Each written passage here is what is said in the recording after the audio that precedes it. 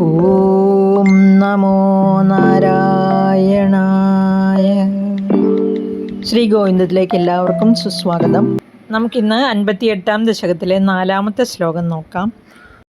സകലഹരിതിദീപ്തേ ഘോരഭാങ്കാരഭീമേ ശിഖിനി വിഹതമാർഗ അർദ്ധദഗ്ധായി വാർത്ത അഹഹ ഭുവനബന്ധോ പാഹി പാഹീതി സർവേ ശരണമുപഗതാസ്ത്വാം താപഹർത്താരമേകം.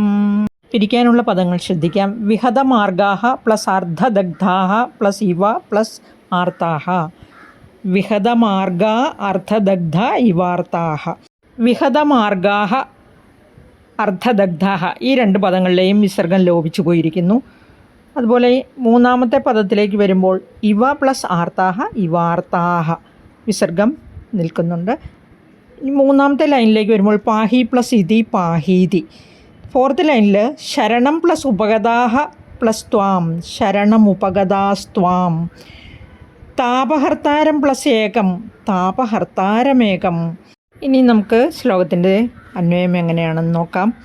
ഘോരഭാങ്കാര ഭീമേ ശിഖിനി സകലഹരിതി ദീപ്തേ വിഹതമാർഗാഹ അർദ്ധദഗ്ധാഹ ഇവ ആർത്താഹ അഹഹ ഭുവനബന്ധോ പാഹി പാഹി ഇതി ഉക്ത്വാ സർവേ ഏകം താപഹർത്താരം ത്വാം ശരണമുപഗതാഹ. ഘോരഭാങ്കാര ഭീമേ. ഭാം ഭാം എന്ന ഘോരമായ ശബ്ദത്തിൽ ഭീമമായ ശബ്ദത്തിൽ നിന്നാണ്. ശിഖിനി തീയിൽ, ശിഖി അഗ്നി, ശിഖിനി അഗ്നിയിൽ. സകല ഹരിതി സകലതിനെയും ഹരിക്കുന്ന നശിപ്പിക്കുന്ന ഭയങ്കരമായ കാട്ടുതീ, ഭയങ്കരമായ ജ്വാലകളോടുകൂടിയ കാട്ടുതീ. ഹരിതം എന്ന വാക്കിന് പച്ച എന്ന അർത്ഥമുണ്ട്. അതുപോലെ ദിക്ക് എന്ന അർത്ഥമുണ്ട് സംസ്കൃതത്തിൽ. ഇവിടെ എല്ലാ ദിക്കുകളിലും കാട്ടുതീ ആളിപ്പടർന്നു, ദീപ്തമായി എന്നർത്ഥം.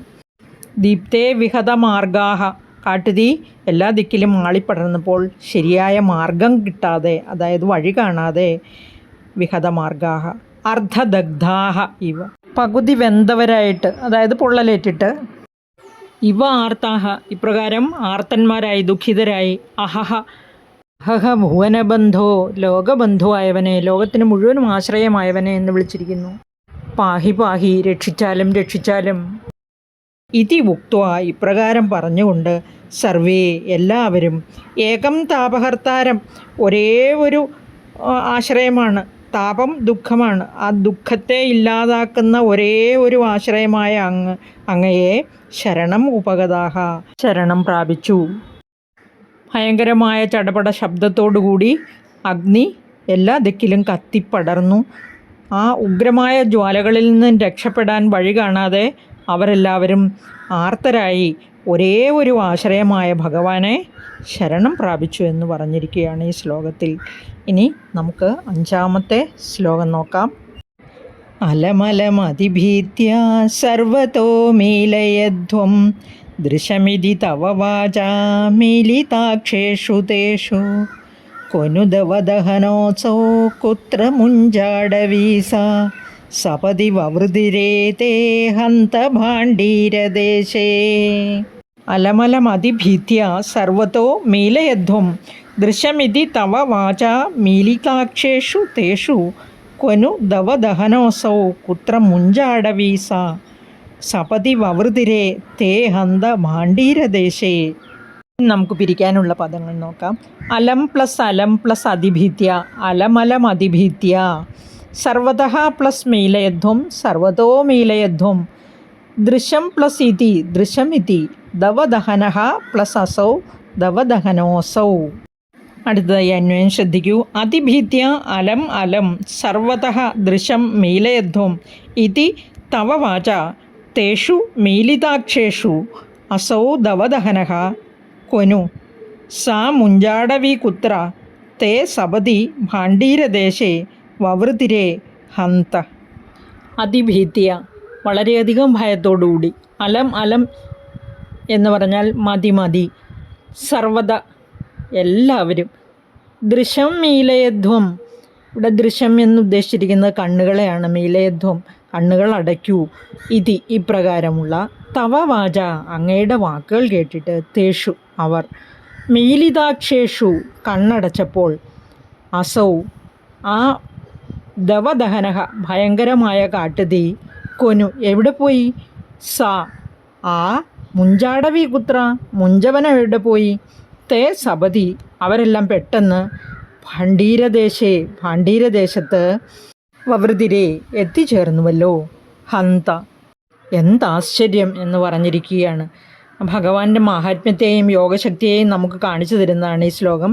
കണ്ണടച്ചു തുറന്ന സമയത്തിനകം ഭഗവാൻ എല്ലാവരെയും കാട്ടുതീയിൽ നിന്നും രക്ഷിച്ച് സുരക്ഷിതരായി ഭാണ്ഡീരദേശത്ത് എത്തിച്ചിരിക്കുകയാണ്.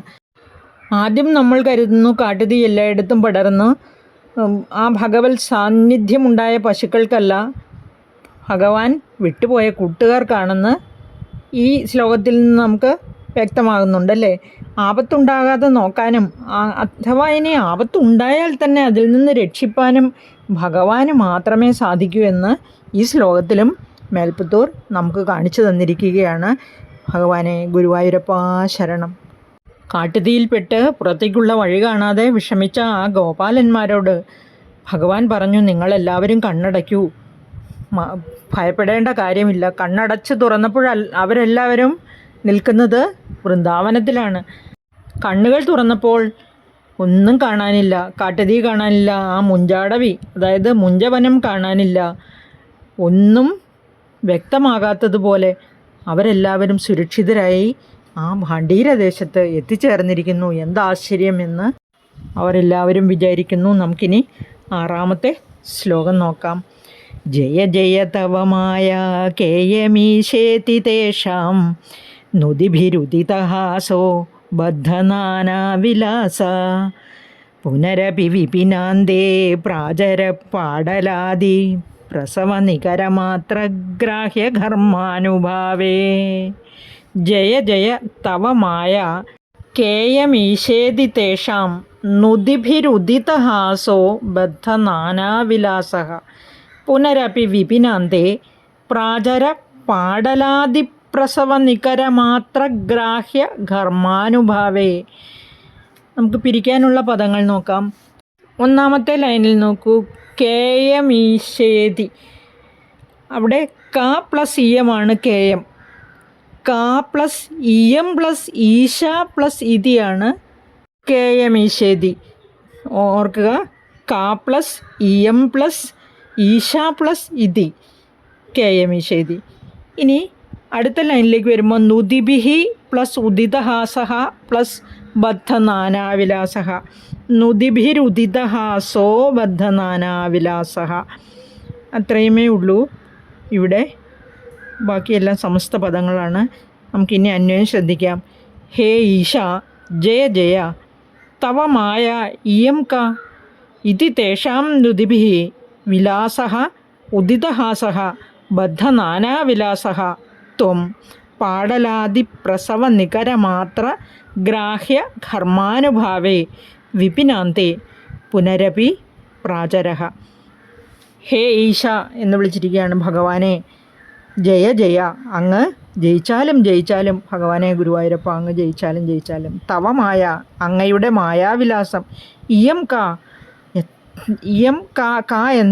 എന്തുമാത്രം അത്ഭുതകരമാണ് എന്ന് ചോദിച്ചിരിക്കുകയാണ്. ഇതി ഇപ്രകാരം തേഷാം നുതിഭിഹി അവരുടെ നുതിഭിഹി പ്രശംസകൾ കേട്ട് വിലാസഃ ത്വം അങ്ങ് വളരെയധികം പ്രസന്നവാനായി.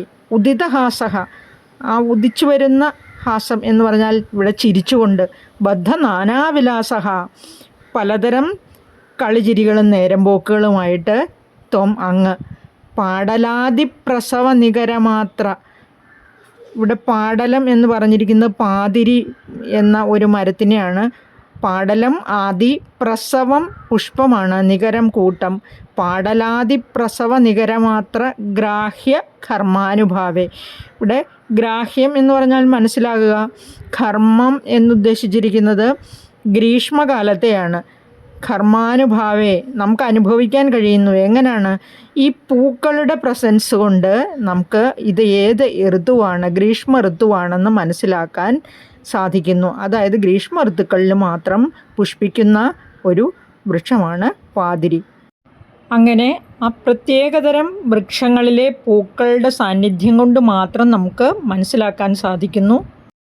അതായത് വൃന്ദാവനത്തിൽ പാതിരി വൃക്ഷങ്ങൾ നിറയെ പൂത്തുലഞ്ഞു നിൽപ്പുണ്ടായിരുന്നു. അങ്ങനെയുള്ള ആ വൃന്ദാവനത്തിൽ വിപിനാന്തേ, കാട്ടിൽ, വിപിനം കാട്, വിപിനാന്തേ കാടിന് അന്തർഭാഗത്ത്, പുനരപി പ്രാചരഹ, പിന്നെയും, പുനഃ അപിയാണ് പുനരപി, പ്രാചരഹ അങ്ങ് സഞ്ചരിച്ചു.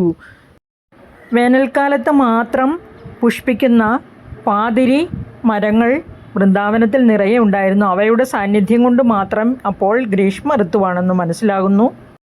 അത് വൃന്ദാവനത്തിൽ മാത്രമേ ആ വിശിഷ്ടമായ പുഷ്പങ്ങൾ കാണപ്പെടുന്നുള്ളൂ എന്നാണ് ഉദ്ദേശിച്ചിരിക്കുന്നത്. ഇത്രയും 6ാമത്തെ ശ്ലോകത്തിലെ വർണ്ണനയാകുന്നു. അവിടെ കാട്ടുതീയിൽ നിന്നും രക്ഷപ്പെട്ട ഗോപാലകന്മാർ ഭഗവാനെ ജയിച്ചാലും ജയിച്ചാലും എന്ന് അങ്ങയെ സ്തുതിക്കുന്നു. ആ സ്തുതി കേട്ട് അദ്ദേഹം ചിരിച്ചുകൊണ്ട് പലതരം നേരമ്പോക്കുകളും കളികളുമായി ആ വൃന്ദാവനത്തിൽ പശുക്കളെ മേയിച്ചുകൊണ്ട് വീണ്ടും സഞ്ചരിച്ചു കൊണ്ടിരുന്നു എന്ന് പറഞ്ഞിരിക്കുന്നു. നമുക്കിനി 7ാമത്തെ ശ്ലോകം നോക്കാം.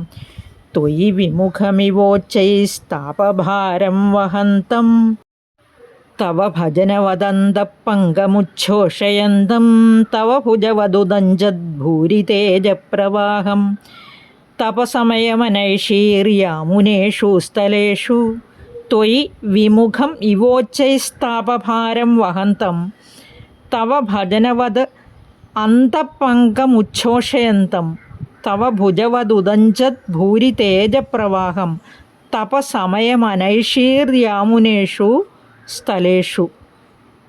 ഇനി നമുക്ക് പിരിക്കാനുള്ള പദങ്ങൾ ആദ്യം നോക്കാം. വിമുഖം പ്ലസ് ഇവ പ്ലസ് ഉച്ചൈഹി പ്ലസ് താപഭാരമാണ്. വിമുഖം ഇവോച്ചൈസ്താപഭാരം. ഭജനവത് പ്ലസ് അന്തപങ്കം പ്ലസ് ഉച്ഛോഷയന്തം. ഭജനവത് അന്തപങ്കമുച്ഛോഷയന്തം. ഇനി ഭുജവത് പ്ലസ് ഉദഞ്ചത് ഭൂരിതേജ പ്ലസ് പ്രവാഹമാണ്. ഭുജവത് ഉദഞ്ചത് ഭൂരിതേജ പ്രവാഹം.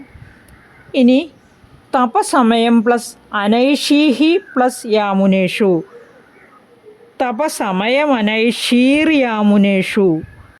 ഇനി നമുക്ക് അന്വയം നോക്കാം. ത്വയി വിമുഖം ഇവ ഉച്ചൈഹി താപഭാരം വഹന്തം തവ ഭജനവത് അന്തപങ്കം ഉച്ഛോഷയന്തം തവ ഭുജവത് ഉദഞ്ചത് ഭൂരിതേജ പ്രവാഹം തപസമയം ത്വം യാമുനേഷു സ്ഥലേഷു അനൈഷീഹി. ത്വയി അങ്ങയിൽ നിന്ന്, വിമുഖം ഇവ ഉച്ചൈഹി താപഭാരം വഹന്തം അങ്ങയിൽ നിന്ന് വിമുഖനായതുകൊണ്ടുണ്ടായ താപഭാരം കൂടിയിട്ട്, അതായത് ദുഃഖം കൂടിയിട്ട് എന്നും അർത്ഥമുണ്ട്, ചൂട് കൂടിയിട്ട് എന്നും അർത്ഥമുണ്ട്. കഴിഞ്ഞ ശ്ലോകത്തിൽ ഗ്രീഷ്മ ഋതുവാണെന്ന് പറഞ്ഞിരുന്നുവല്ലോ. ഭഗവാനിൽ നിന്ന് അകലുമ്പോഴുണ്ടാകുന്ന ദുഃഖം. തവ ഭജനവത് അന്തപങ്കം, അങ്ങയുടെ ഭജനം പോലെ അകത്തുള്ള മാലിന്യം മുഴുവനും ഉച്ഛോഷയന്തം അകറ്റിക്കളയുന്നത്. അതായത് അങ്ങയെ ഭജിക്കുമ്പോൾ നമ്മുടെ ഉള്ളിലുള്ള മാലിന്യമെല്ലാം അകന്ന് ഭഗവത് സാന്നിധ്യം ഉണ്ടാകുന്നു. നമ്മുടെ ഉള്ളിൽ ആ ഭഗവാന്റെ സാന്നിധ്യം നിറയുന്നു. തവ ഭുജവത് ഉദഞ്ചത്, അവിടുത്തെ തൃക്കൈകൾ പോലെ ഉജ്ജ്വലിക്കുന്ന ഭൂരി തേജപ്രവാഹം. ഭൂരി തേജ എന്ന് പറഞ്ഞാൽ വർദ്ധിച്ചു വരുന്ന ഐശ്വര്യത്തെയാണ് ഉദ്ദേശിച്ചിരിക്കുന്നത്. ആ തൃക്കൈകളിൽ നിന്ന് പ്രസരിക്കുന്ന ഊർജം, തേജസ്. തപസമയം, ഇവിടെ താപമുള്ള സമയമാണ്, അതായത് വേനൽക്കാലം എന്നേ ഉദ്ദേശിച്ചിട്ടുള്ളൂ. ആ തപസമയത്ത്, അതായത് വേനൽക്കാലത്ത് ത്വം അങ്ങ് യാമുനേഷു സ്ഥലേഷു, യമുനയുടെ തീരപ്രദേശങ്ങളിൽ കൂടി അനൈഷീഹി കഴിച്ചുകൂട്ടി കൂട്ടുകാരുമായിട്ട്. ഇവിടെ ഭഗവാനിൽ നിന്ന് അകലുന്നതാണ് സന്താപത്തിനെല്ലാം കാരണമെന്ന് പറഞ്ഞിരിക്കുകയാണ്. നമ്മൾ ഭജനം കൊണ്ടും അതുപോലെ പാദസേവ കൊണ്ടും അർച്ചന കൊണ്ടും എല്ലാം മനസ്സ് ശുദ്ധമാക്കി, അതായത് നമ്മുടെ ഉള്ളിലുള്ള മാലിന്യത്തെ ഇല്ലാതെയാക്കിയാൽ ആത്മചൈതന്യം വർദ്ധിക്കുമെന്നും നമ്മിൽ തന്നെ വസിക്കുന്ന ആത്മചൈതന്യം വർദ്ധിക്കുമെന്നും കവി ഉപദേശിച്ചിരിക്കുകയാണ്. അതുകൊണ്ട് തന്നെ ഭഗവത് പ്രാർത്ഥനയിലും ഭഗവത് പൂജയിലും മുഴുകി ഭഗവാനോട് ചേർന്നിരുന്നാൽ ഒരു വിധത്തിലുള്ള ദുഃഖവും നമുക്കുണ്ടാവുകയില്ല എന്ന് ഒന്നുകൂടി ഉറപ്പിച്ച് പറഞ്ഞിരിക്കുകയാണ് ഈ ശ്ലോകത്തിൽ. ഭഗവാനിൽ നിന്ന് നാം അകന്നു പോകുന്തോറും നമ്മുടെ ഉള്ളിലെ ദുഃഖഭാരം വർദ്ധിക്കുന്നു. അതുപോലെ തന്നെ നമ്മുടെ ഉള്ളിലെ മാലിന്യം വർദ്ധിച്ചിട്ട് വേനൽക്കാലത്തെ ചൂടുകൊണ്ട് തപിക്കുന്നത് പോലെ നാം എല്ലാം തപിക്കുകയാണ്.